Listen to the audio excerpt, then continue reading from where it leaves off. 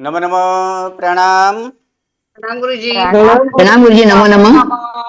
नमो रिहंताणम नमो सिद्धाणम नमो आयर्याणम नमो वज्रायाणम नमो लोये सब्बसाहूणम यशो पंचन मुक्कारो शब्बपाबप्पणासनो मंगलाणं च सव्वेसिं परमं हवै मंगलम् अज्ञानतिमिरन्धानां गणञ्जनो शलाकया नेत्रम् उन्मीलितं येन तस्मै श्रीगुरवे नमः।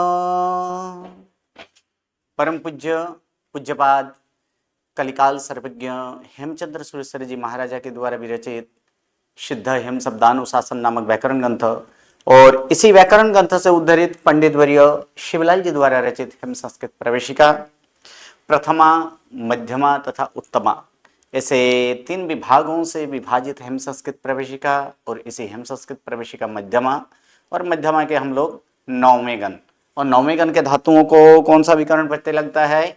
अभी अभी हम लोग देखे 9वें गण के धातुओं को नाचना। नासना विकरण प्रत्यय लगता है। तो नासना विकरण प्रत्यय लगने के बाद क्या होता है, तो वो हम लोग देखे थे नासना विकरण प्रत्यय खुद एक गीत प्रत्यय है और गीत प्रत्यय होने के कारण धातु में गुण नहीं होता है। और नासना विकरण प्रत्यय आ अर्थात अनामी होने के कारण उस नासना विकरण प्रत्यय के आ का भी गुण नहीं होता है, क्योंकि गुण कहाँ होता है? नामी स्वर में। जबकि आ जो है वो आ क्या है? तो आ तो अनामी है, इसलिए वहां पर गुण नहीं होता है। लेकिन इस नासना विकरण प्रत्यय का आ का अगर अविकसित प्रत्यय हो तो फिर व्यंजनादि अविकसित हो तो फिर आ का दीर्घ ई हो जाता है, और अगर स्वरादि अविकसित प्रत्यय हो तो फिर आ का लोप होता है। ये दो नियम। और अगर व्यंजनांत धातु हो तो व्यंजनांत धातु में क्या होता है? तो व्यंजनांत धातु में आज्ञार्थ मध्यम पुरुष एक वचन, परस्मय पदी में आज्ञार्थ मध्यम पुरुष एक वचन जो कि ही प्रत्यय है, तो उस ही प्रत्यय के साथ नासना का क्या हो जाता है? आना होता है। ये आना होता है। यहां तक हम लोग ये 3 प्रमुख नियम है। उसके बाद कुछ यहाँ पर नियम देखे थे कि ज्ञाजा धातु कब आत्मनिपदी है, वो हम लोग देखे थे कि ज्ञाजा धातु कैसे। प्रथम नंबर ये देखे थे कि ज्ञाजा धातु उपसर्ग रहित हो अर्थात उपसर्ग सहित न हो तो भी ज्ञाजा धातु क्या है? आत्मनिपदी है। दूसरा यहाँ पर बताया गया कि एक सम उपसर्ग पूर्व ज्ञाजा धातु हो तो भी वह आत्मनिपदी है। प्रति उपसर्ग सहित आत्मनिपदी अगर ज्ञाजा धातु हो तो भी वो आत्मनिपदी है।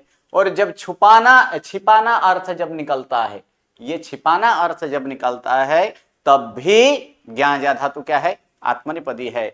और एक यहाँ पर अगर स्मृति भिन्न के अर्थ में कौन सा? ये सम और प्रति जो है यहाँ पर अगर वो स्मृति से भिन्न अर्थ में हो, याद करने के सिवाय और कोई अर्थ आता हो तब ही वह आत्मनिपदी है। बाकी स्मृति अर्थ में तो वो क्या है?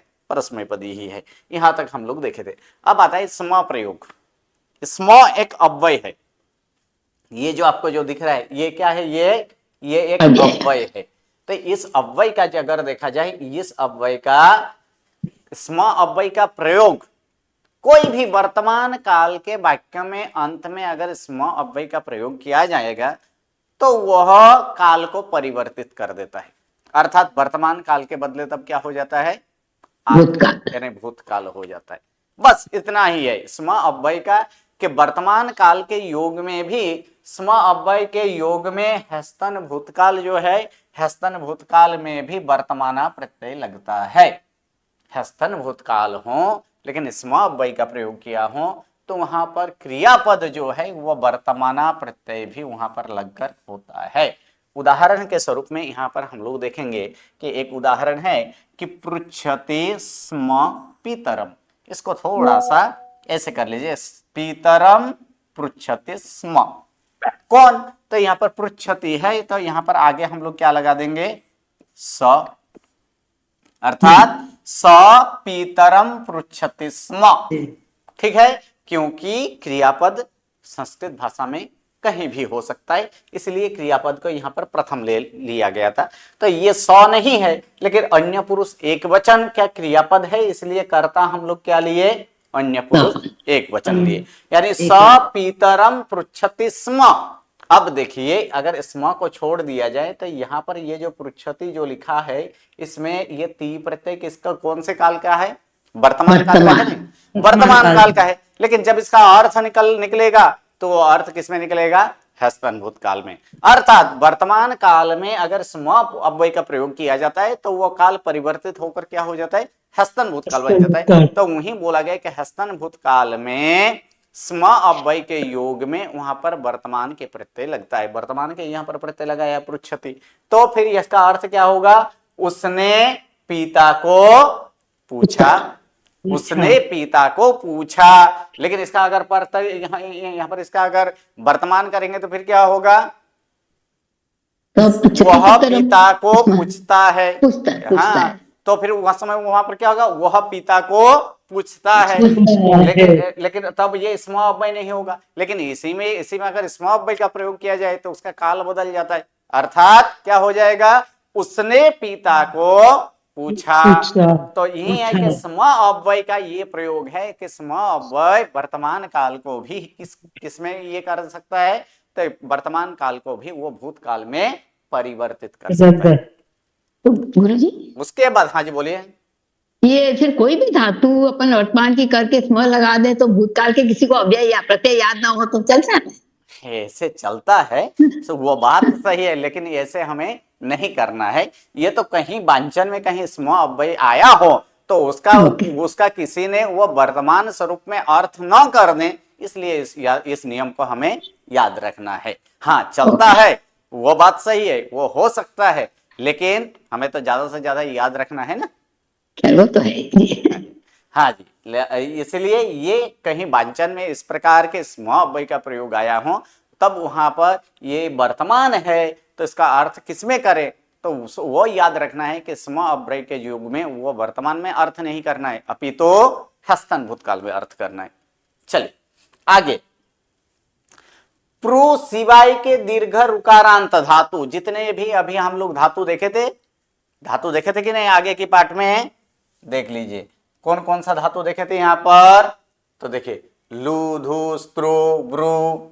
फिर यहाँ पर अगर देखा जाए ली, क्रू, श्रु, प्रू, द्रु, ज्रू, नृ, ज्रू, ग्रू इत्यादि जो है, ये सारे जो धातु देखे हैं, इन धातुओं का क्या बोला गया है यहाँ पर कि प्रू सिवाय के दीर्घ रुकारांत धातु और लू आदि धातु अर्थात लवादि धातु, इन लवादि धातु से तिक्ति प्रत्यय, कौन सा प्रत्यय यहाँ पर लगा है?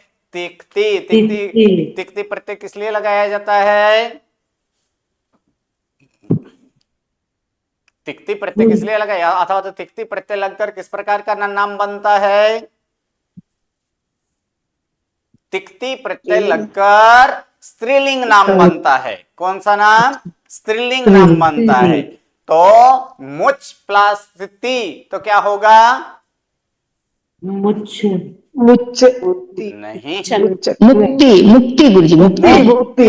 क्या होगा? मुक्ति होगा। मुच चौका क्या है यहाँ पर? ती। तो ये दुढ़ व्यंजनादि प्रत्यय लगने पर पूर्व के चौका क होता है कि नहीं? तो चौका ग यहाँ पर तो च है, तो चौका क्या हो जाएगा? क होगा कि नहीं? क। इसलिए यहाँ पर क्या हो जाएगा? मुक्ति। उक्ति होता है। उक्ति भी होता है। उक्ति कैसे बना है? तो वच धातु से, वहां पर उक्ति के लिए जो है वो वच धातु है। कौन सा धातु? वच। और वच धातु का अर्थ क्या है? बोलना। तो बोलना, वच धातु जो है उस वच धातु में हम लोग क्या करेंगे कि वच धातु में है उसमें तिक्ति प्रत्यय। और तिक्ति प्रत्यय कैसे है? ये कित प्रत्यय है कि नहीं? कित प्रत्यय। और कित प्रत्यय होने के कारण यवृत है। ये यवृत है, वो का क्या होगा? वो का उ होगा कि नहीं? इसलिए यहाँ पर क्या बन जाएगा? वो चौका क, इस प्रकार उक्ति। ठीक है, तो ये सारे जो है तिक्ति प्रत्यय लगकर स्त्रीलिंग नाम बनता है। तो यहाँ पर कहा गया कि कौन कौन से धातु? तो प्रू सिवाय के जितने भी दीर्घ रुकारांत धातु है, अर्थात प्रू सिवाय के दीर्घ रुकारांत धातु अगर देखा जाए तो कौन कौन से हैं? तो यहाँ पर देख लेते हैं। दीर्घ रुकारांत स्त्रु है कि नहीं? ब्रू, ठीक है। उसके बाद क्रू, श्रु, फिर प्रू को छोड़ दीजिए, ठीक है? ज्रू और ग्रु, इतना जी धातु यहाँ पर क्या है, तो इतना धातु जो है दीर्घ ऋकारांत धातु है। ठीक है, तो ये दीर्घ ऋकारांत धातु जो है, तो इन दीर्घ ऋकारांत धातु का क्या करना है, तो इन दीर्घ ऋकारांत धातु और प्वादि धातु बोला है क्या नहीं मिच्छा, लवादि धातु। लवादि धातु अर्थात लू जिसके आदि में हो ऐसे धातुएं, तो लू आदि में हो ऐसे धातु, ये अर्थात ये सारे लवादि धातु है। ऊपर वाला क्या है, ऊपर वाला पू से स्टार्ट करेंगे तो पू आदि अर्थात प्वादि होगा, और लू से स्टार्ट करेंगे तो लवादि। तो लवादि और प्वादि में इतना अंतर है कि प्वादि में पू और लू दोनों आता है, लेकिन लवादि में पू नहीं आता है, सिर्फ लू से स्टार्ट होता है। लू से जितना भी धातु है वो सारे धातु क्या होगा, लवादि धातु है। ठीक है, तो ये प्वादि धातु और ऐसे लवादि धातु का क्या होता है, तो यहां पर बोला गया है कि प्रू सिवाय के दीर्घ ऋकारांत धातु और लू आदि धातुओं से ती तिक्ति त तक्त और तबक तबक्तु, देखिए ये ती तिक्ति स्त्रीलिंग के लिए, तक्त किसके लिए लगाया जाता है, भूत कृदंत, भूत कृदंत, और तबक तबक्तु वर्तमान कृदंत, भूत वर्तमान, नहीं नहीं नहीं एक मिनट एक मिनट, कर्तरी भूत कृदंत, कर्तरी भूत कर्तरी कृदंत, भूत भूत कृदंत कृदंत, सही है। जी तबक तबक तो किसमें लगता है, कर्तरी भूत कर्तरी कृदंत है। भूत तो कृदंत ये देखिए इन तीनों में तो है कि नहीं, तिक्ति में तो है गुरुजी है, तख्त में तो है, जी तबक तबक तो उसमें भी तो है। जी तो कौन सा तो लेना है, क्योंकि तबक तबक तो में तो दो तो है ना, देख लीजिए कहा ये भी एक तो है, ये भी एक तो है कि नहीं, तो यहाँ पर कौन सा तो लेना है, तो वो तो जो स्वर सहित जो तो है उस तो को लेना है। तो स्वर सहित तो लेंगे अर्थात कौन सा होगा, आदि वाला पहला तो तो। होगा, यानी प्रथम वाला जो तो होता है उस तो का क्या हो जाता है, उस तो का न होता है, क्या होता है, न हो जाता है। किसमें, तो फिर से एक बार प्रू सिवाय के दीर्घ ऋकारांत जितने भी धातु हैं, और फिर लवादि धातु, जो लवादि धातु हैं लू आदि जिसमें है ऐसे धातुओं जो हैं, तो इन धातुओं को तिक्ति प्रत्यय लगने पर, तख्त प्रत्यय लगने पर और तबक तबक प्रत्यय लगने पर उन तो का क्या हो जाता है, न हो जाता है, एक प्रू धातु को छोड़कर। ठीक है, प्रू धातु को हम लोग छोड़ दिए, उसके बाद जितने भी है देखिए इसमें जरू धातु एक लेते हैं। ठीक है, तो धातु हम लोग लेते हैं जरू धातु, दीर्घ ऋकारांत धातु है ना जरू, तो जरू धातु में यहां पर तख्त लगाएंगे, धातु जरू प्लस क्या बोला गया है यहां पर क्या लगेगा, तख्त। तख्त प्रत्यय कैसे, कित प्रत्यय है कि नहीं, कित प्रत्यय है, तो कित प्रत्यय लगने पर क्या होता है, दीर्घ ऋकारांत धातु का रू का भूल गए लगता है, नहीं एक मिनट, ईर होता है, क्या होता है, ईर होता है। हाँ, दीर्घ ऋकारांत धातु का रू का क्या हो जाता है, ईर होता है। ठीक है, तो ईर होता है तो इसका ईर कर देंगे, अर्थात क्या बनेगा, इसका जूर का क्या बनेगा, जीर बनेगा कि नहीं, ये जीर हुआ, जीर प्लस तख्त। अब फिर से याद कीजिए चौथा पाठ या तो तीसरा पाठ का नियम है कि र अंत वाला धातु र के पहले नामी स्वर हो और र के बाद कोई भी व्यंजन हो, तो फिर क्या है, हरेक गण के भू इत्यादि हरेक गण के धातुओं का अंत में र हो और उसके पूर्व में नामी स्वर हो और उसके बाद कोई व्यंजन हो, तो फिर उस नामी स्वर का क्या होता है, दीर्घ होता है कि नहीं, दीर्घ होता है। तो इसलिए ये जीर का क्या यहां पर कैसे बन जाएगा, जीर। ठीक है, और अभी अभी नियम देखें कि ये दीर्घ ऋकारांत धातु का तख्ता प्रत्यय लगने पर ये तो का क्या हो जाता है, न होता है, अर्थात पद क्या बनेगा, जीर्ण। हाँ, पहले ऐसे न होगा जीर्ण और फिर न का अण। अब ये शब्द सुने हैं कि नहीं सुने हैं, जीर्ण, जी जीर्ण कैसे बना, तो जरू धातु से क्या बना यहाँ पर, जीर्ण बना। ठीक है, अब उसी प्रकार से दूसरा एक धातु यहाँ पर हम लोग ले लेते हैं, द्वितीय और कोई यहाँ पर धातु देखेंगे जीर्ण, उसी वक्त तबक तबक तो लगेगा तो फिर क्या बनेगा, जीर्णवान। ठीक है।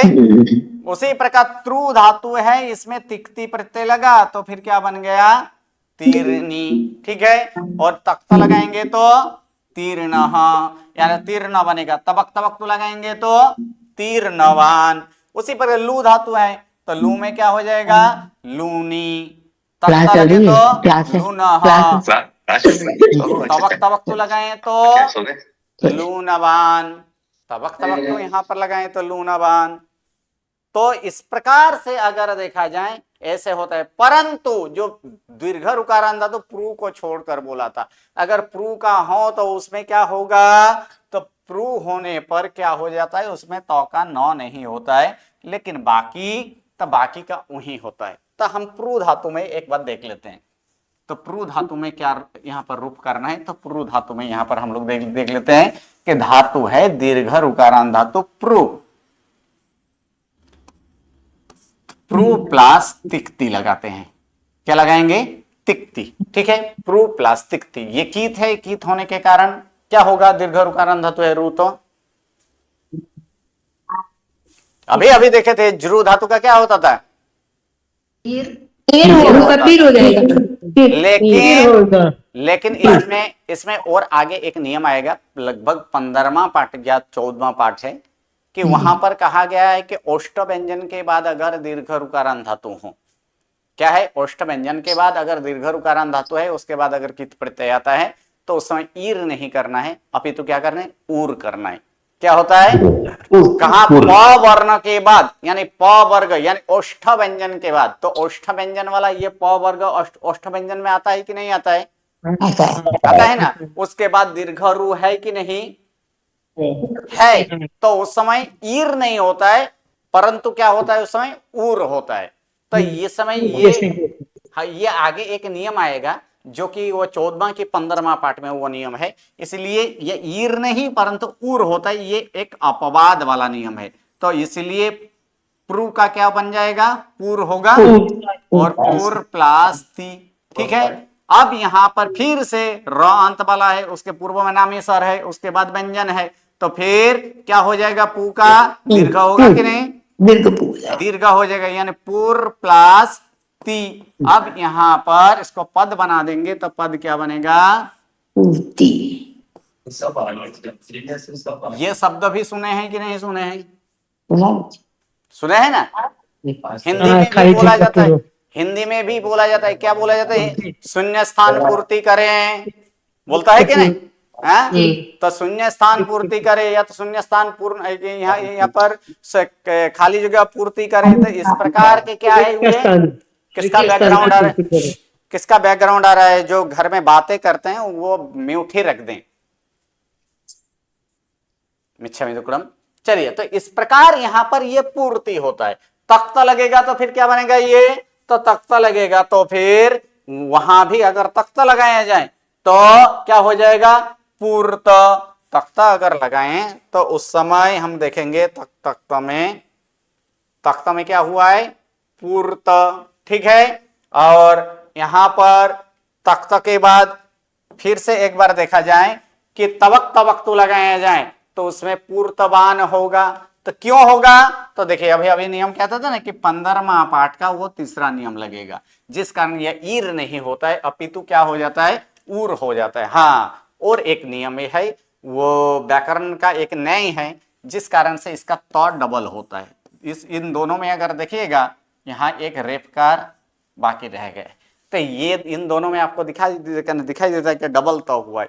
तो डबल तो होने के लिए भी एक न्याय है, उस न्याय से, व्याकरण के उस न्याय से ये यहाँ पर डबल तो हुआ है और कुछ नहीं है, ठीक है। बाकी इस प्रकार से पूर्ति, पूर्तः, पूर्तवान, ठीक है, इस प्रकार से इसका रूप होगा।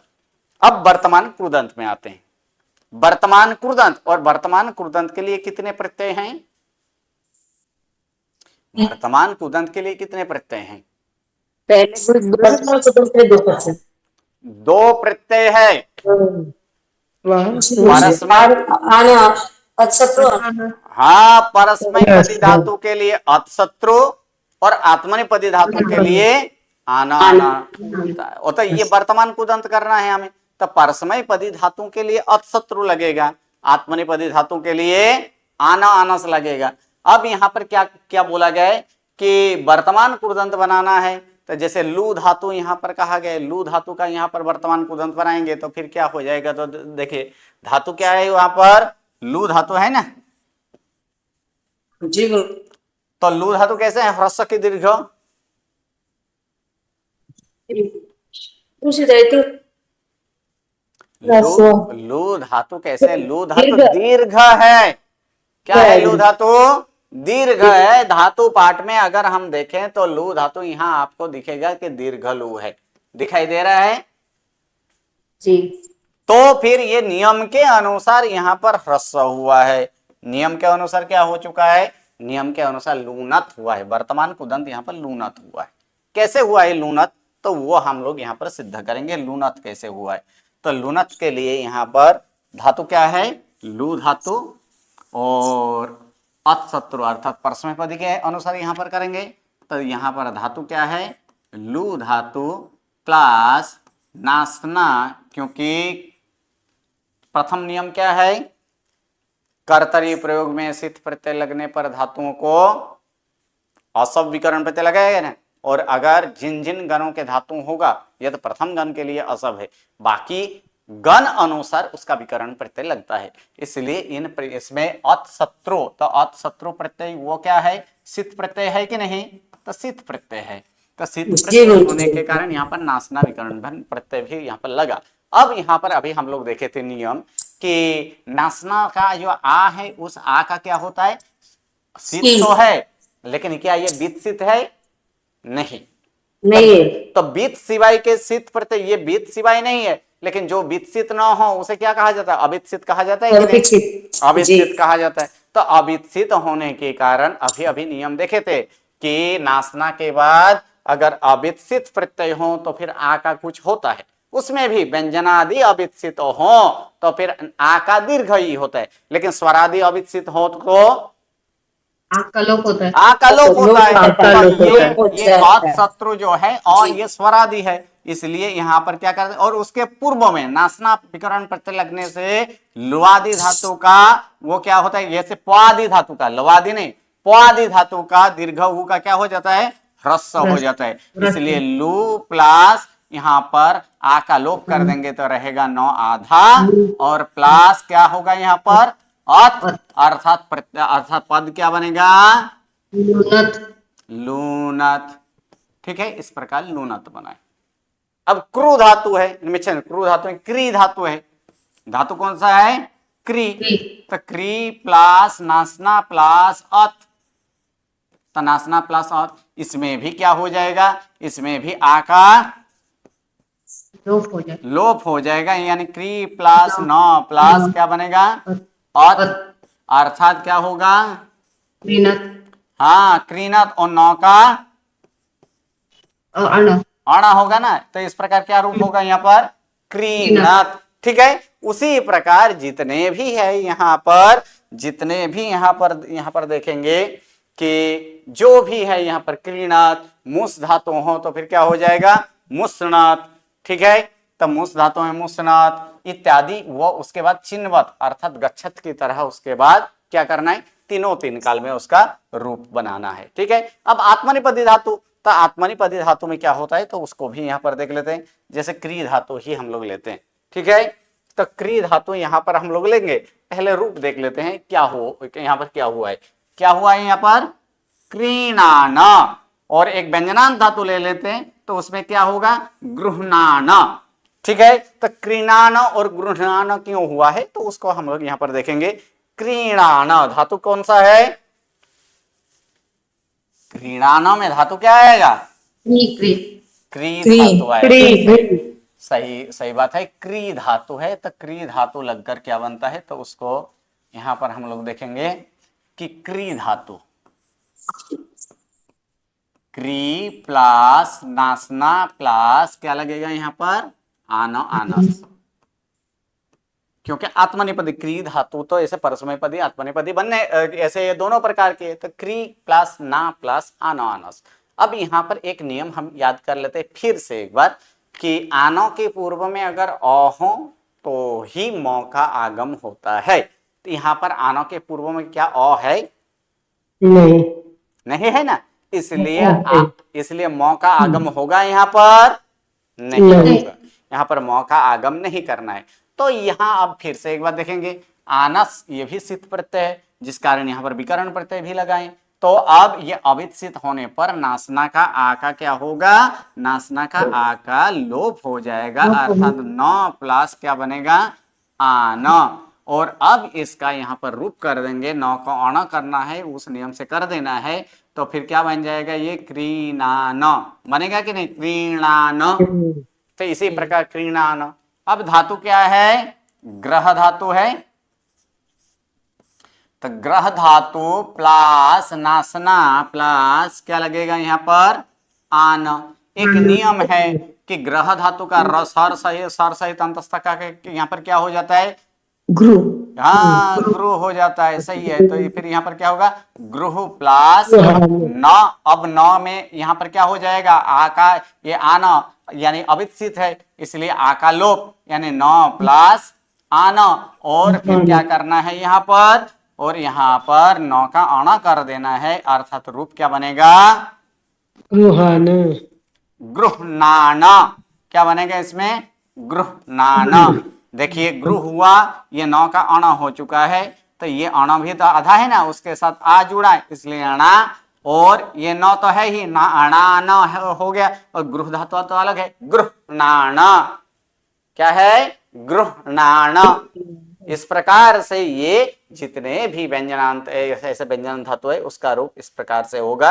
अब आगे कर्मणि प्रयोग करना है, तो फिर उसमें क्या करना है? तो कर्मणि प्रयोग में हम लोग गुरु जी। हाँ जी बोलिए। गुरु जी, हाँ, इसमें अगर लोप नहीं करते हैं तो भी दीर्घ समान स्वर का नियम रख के यही बनता है।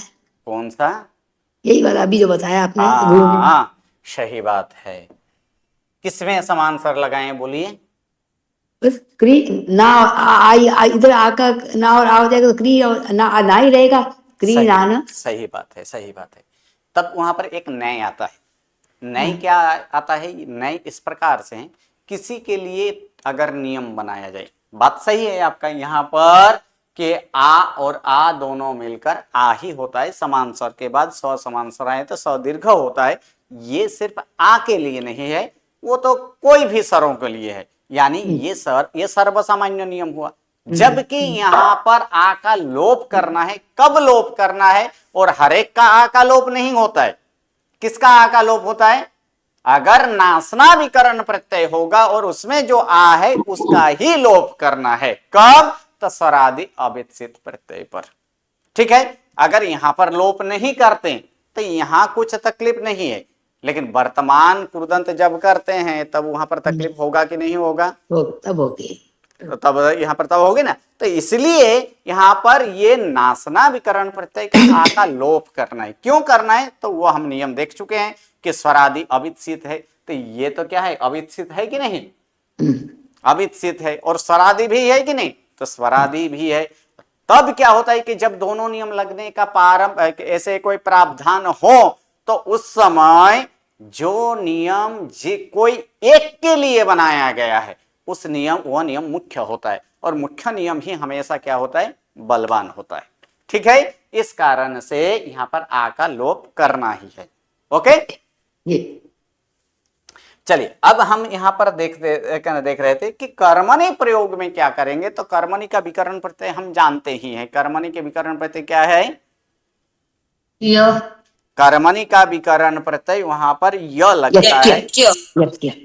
जहां य अर्थात यज्ञ विकरण प्रत्यय लगता है कर्मणि प्रयोग में, तो उसमें तो कुछ है ही नहीं, सिर्फ धातु को जोड़ते जाएंगे और करते जाएंगे।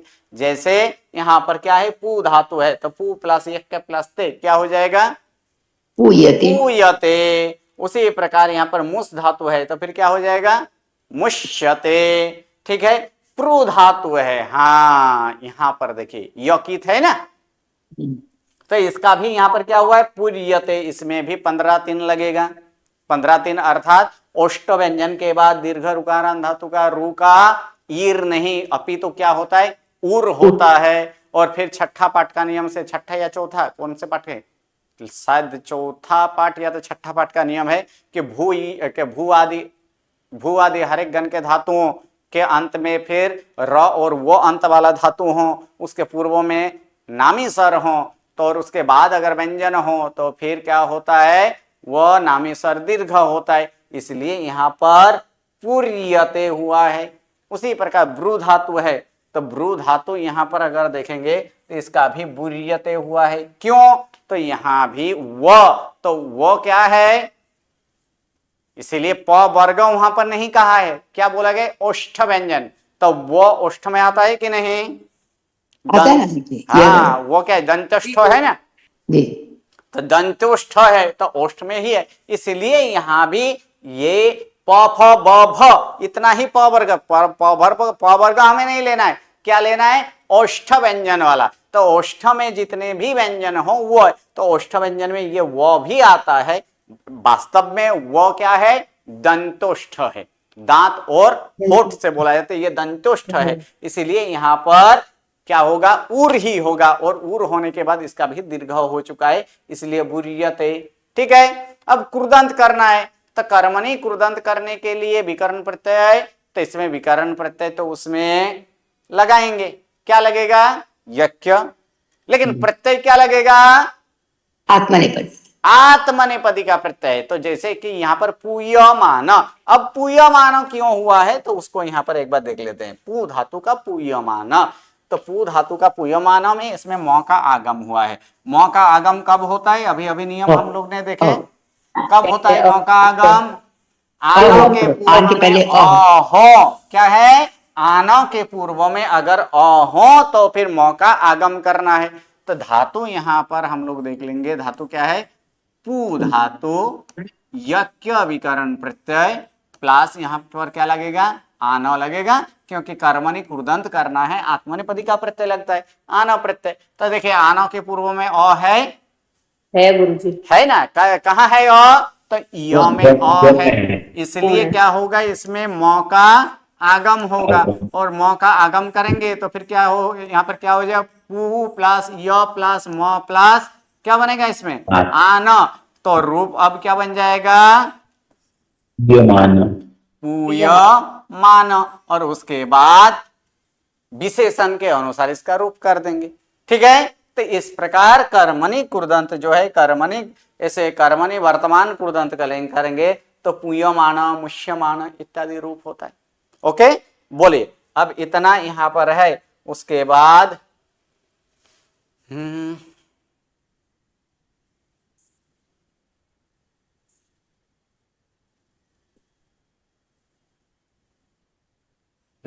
अब जो है, अब यहाँ हम लोग नौवें गण के धातु देखेंगे, और नौवें गण के धातु का हमें रूप करना है। ठीक है, तो रूप जो है वो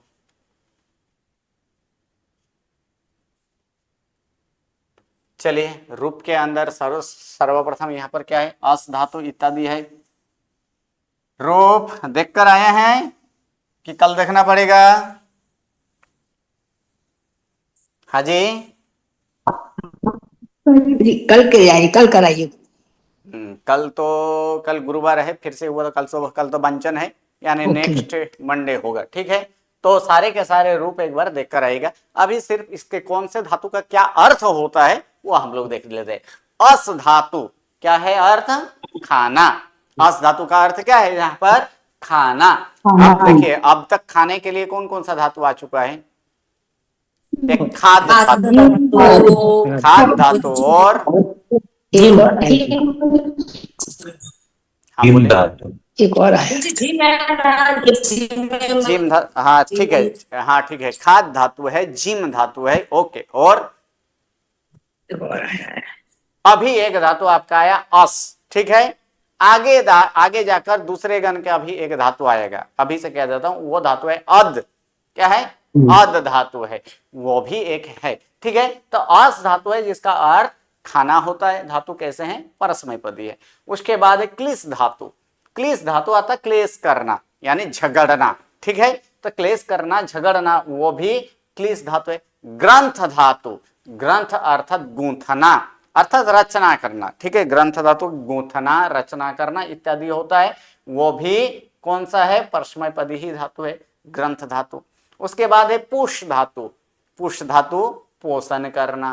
बंध धातु इसका अर्थ क्या होता है, बांधना। मंथ धातु क्या होता है, मथना या तो फिर मंथन करना, यानी क्या बोला जाता है उसको, जिसे मंथन बलोन इत्यादि जो किया जाता है उसे क्या कहा जाए, वो मंथ धातु है।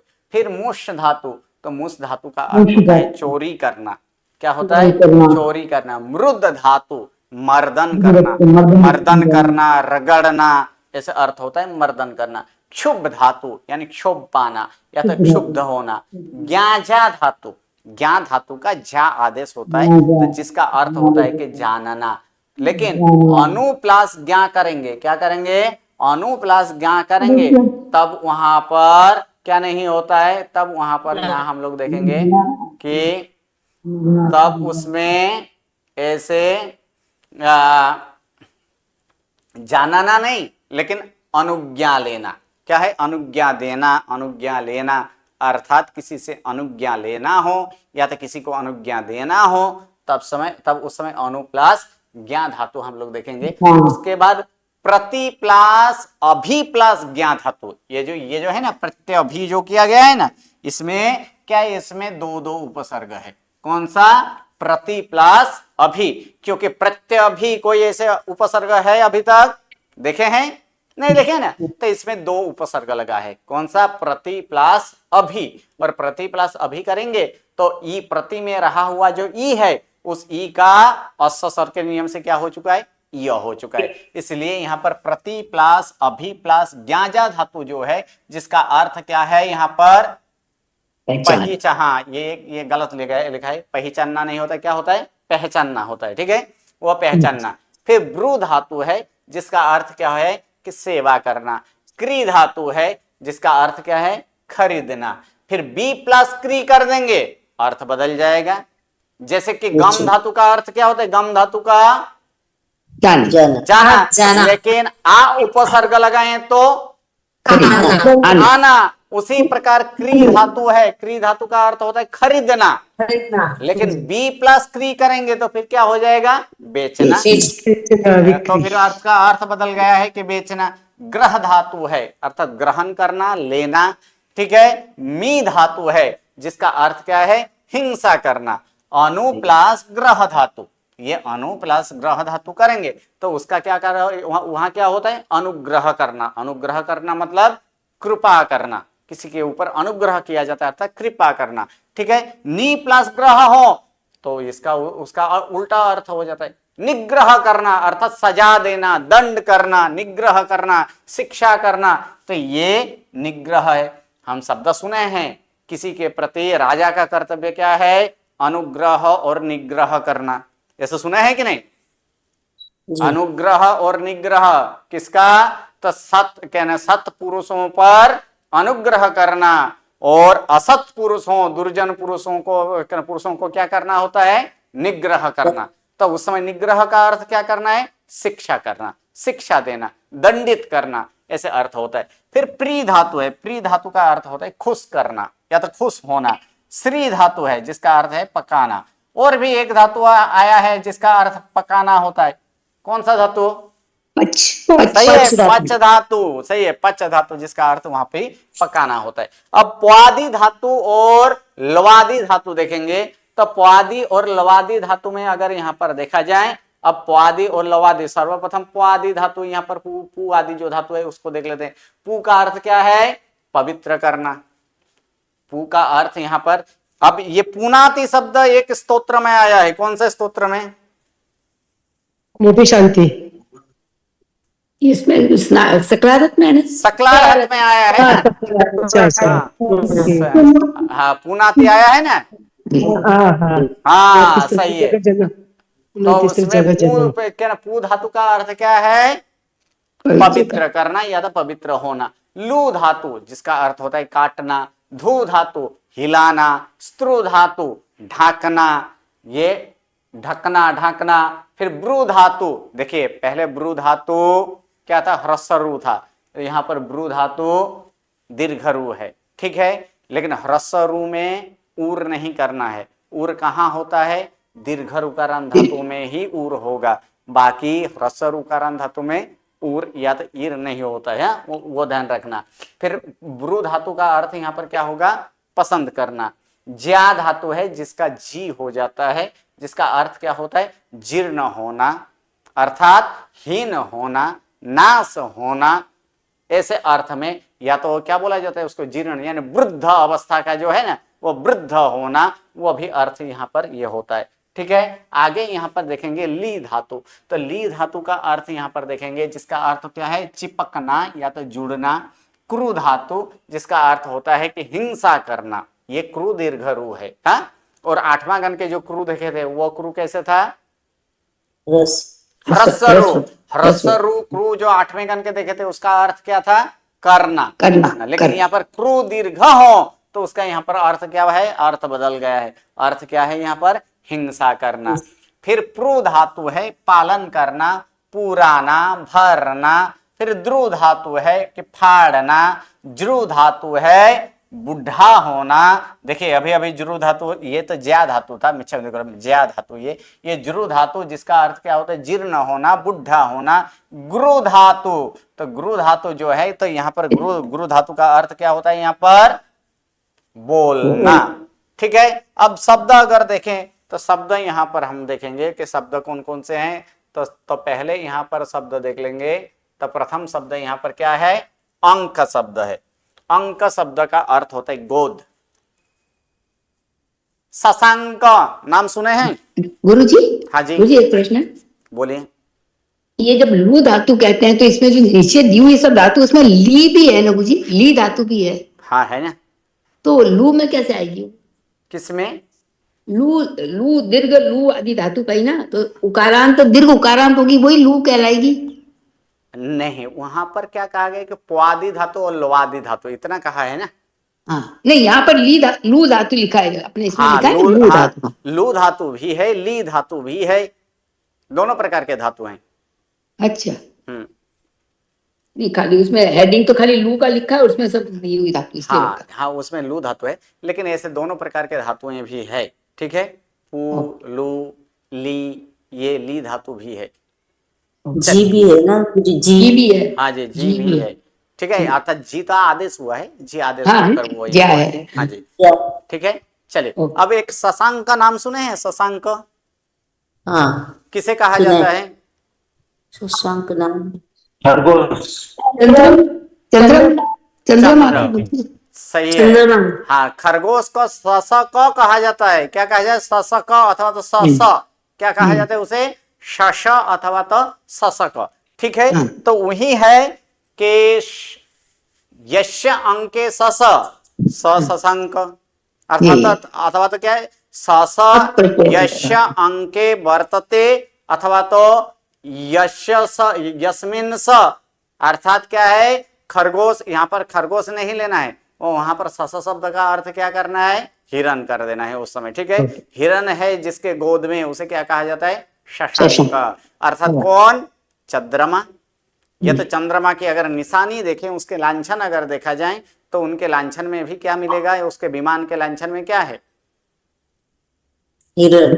हिरन है ना।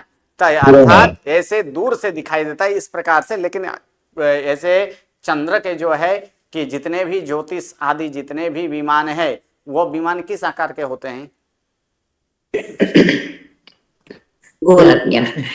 हाँ, याद नहीं, गोलक नहीं, तबला देखिए, तबला, अर्धगोलाकार गुरुजी। हाँ, यानी अर्ध गोलाकार भी बोला जाता है। या तो फिर तबला देखें, तबला जैसे तबला होता है ना, तो आदि तबला, मौसम्बी। हाँ आदि मौसम भी बोला जाए, तबला बोला जाए, उसको रखा जाए, तो उस आकार के क्या होता है, तो उस आकार के इन सब का ऐसे विमान जो है कि इस प्रकार ये विमान है, तो इस विमान में उसके बीचों बीच एक एक का अंक होता है, इसके निशानी होते हैं। तो उस निशानी में क्या है, यहाँ पर अर्ध चंद्रकार निशानी दिखाई देता है, अर्ध चंद्रकार की तरह है, जिस कारण से हमें क्या दिखाई, इस निशानी में हिरन जैसे निशानी है, इसीलिए हमें दूर से चांद में भी क्या दिखाई देता है, हिरन की तरह दिखाई देता है ना। तो वो लांछन के अनुसार है, यानी शशांक। तो अंक शब्द यहाँ आया, इसलिए अंक का अर्थ क्या होता है, गोद। ठीक है, उसके बाद अमर, तो अमर शब्द सबको तो याद ही है, अमर अर्थात देव। कृतांत, तो कृतांत शब्द का अर्थ है यम, ठीक है, यानी यमराज।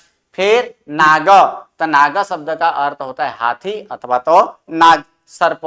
पद्म प्रभ, तो पद्म प्रभ तीर्थंकर प्रभु, ठीक है। भाशुरक, भाशुरक ये एक नाम है, एक दैत्य का भी नाम है अथवा किसी का नाम है, तो ये भाशुरक एक नाम विशेष है। उसके बाद यहाँ पर शब्द है भृत्य। भृत्य का अर्थ ये हिंदी में भी बोला जाता है, भृत्य शब्द किसे कहा जाता है? नौकर, चाकर, सेवक इत्यादि जो होता है ना, उसे क्या कहते हैं? नौकर हो, चाकर हो, सेवक हो, काम करने वाला हो, उसे क्या कहा जाता है? भृत्य कहा जाता है, ठीक है। उसके बाद है लेश, यानी लेस भाग भी इसमें नहीं है, इसका मतलब थोड़ा भाग भी। बहुत सारे ऐसे संस्कृत के शब्द है, इसीलिए सर्व भाषाओं की जननी किसे कहा जाता है?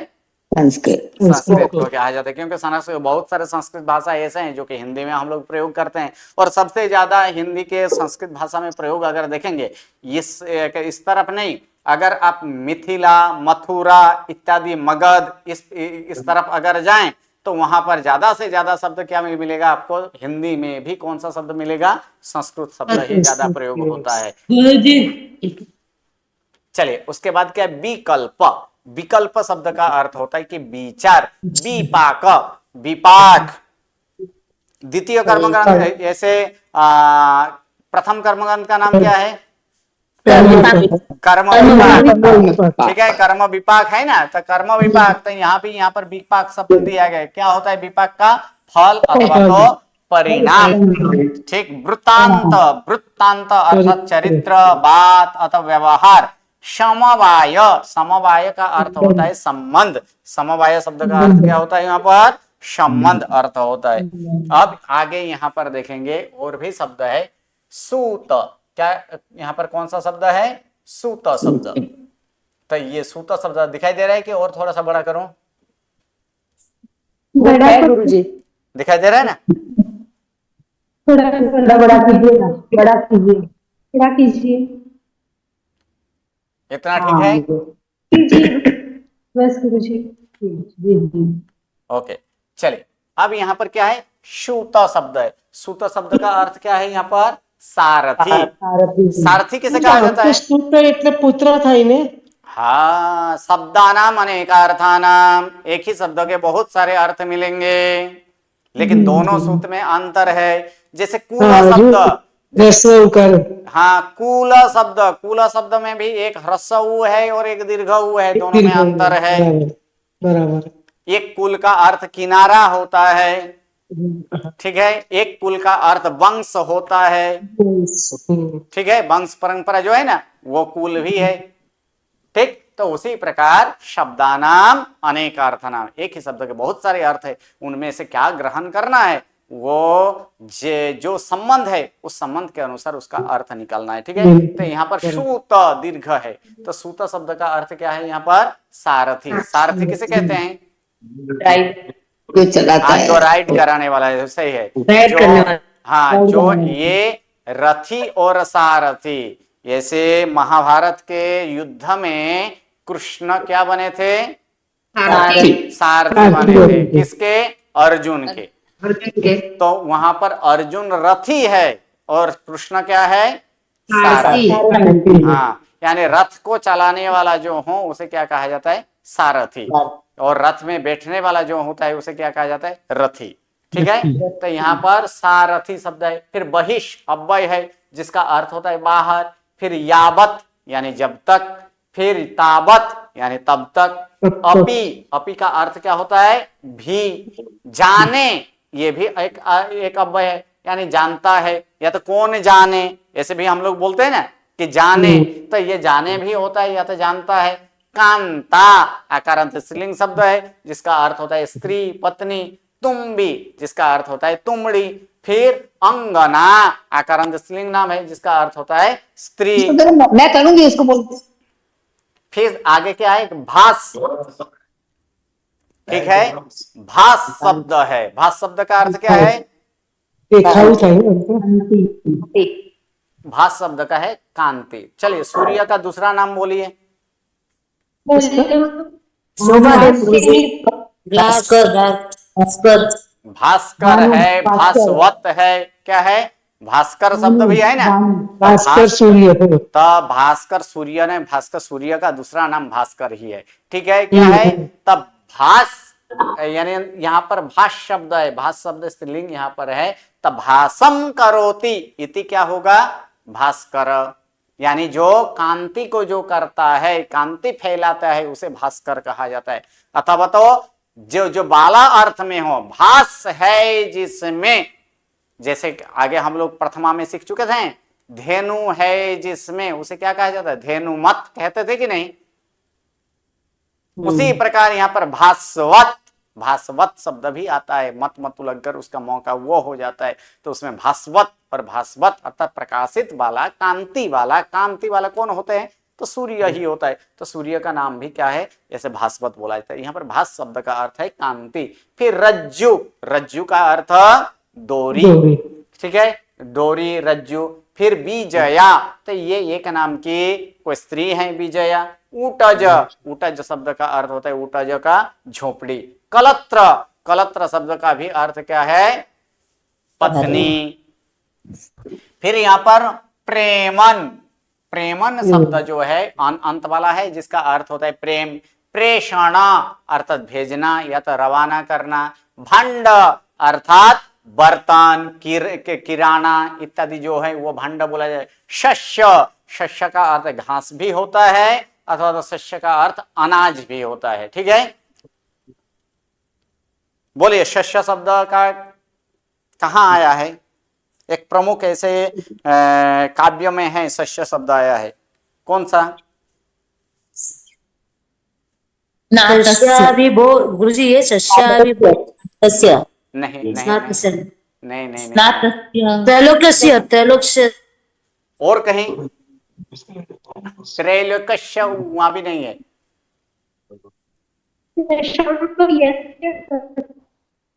आप वंदे मातरम का गीत बोलिएगा, सस्य श्यामला, सस्य श्यामला है कि नहीं वहां पर? हाँ, तो जी, वहां जी। पर शस्य का अर्थ घास भी हो सकता है, अनाज भी हो सकता है। यहाँ पर शस्य का अर्थ वहां पर घास नहीं, वहां पर क्या लिया गया है? अनाज लिया गया है। जी, अनाज शस्य श्यामला, भाई यह है कि नहीं? तो वहां पर वही शब्द यहाँ पर शस्य शब्द है, ठीक है। फिर अरुण शब्द, अरुण शब्द का अर्थ होता है लाल। बाकी अरुण शब्द भी है सूर्य का दूसरा नाम। अन्य लोग क्या कहते हैं? अन्य मतलब अन्य दार्शनिक, अन्य दार्शनिक या तो फिर जो ऐसे लौकिक दृष्टा, लौकिक के हिसाब से अरुण शब्द का अर्थ सूर्य ही करते हैं, वास्तव में वो सूर्य नहीं है। वो क्या कहते हैं कि सूर्य का जो सारथी है ना, उस सारथी का नाम क्या है? अरुण। और अरुण और सूर्य दोनों में अंतर है। क्या अंतर है?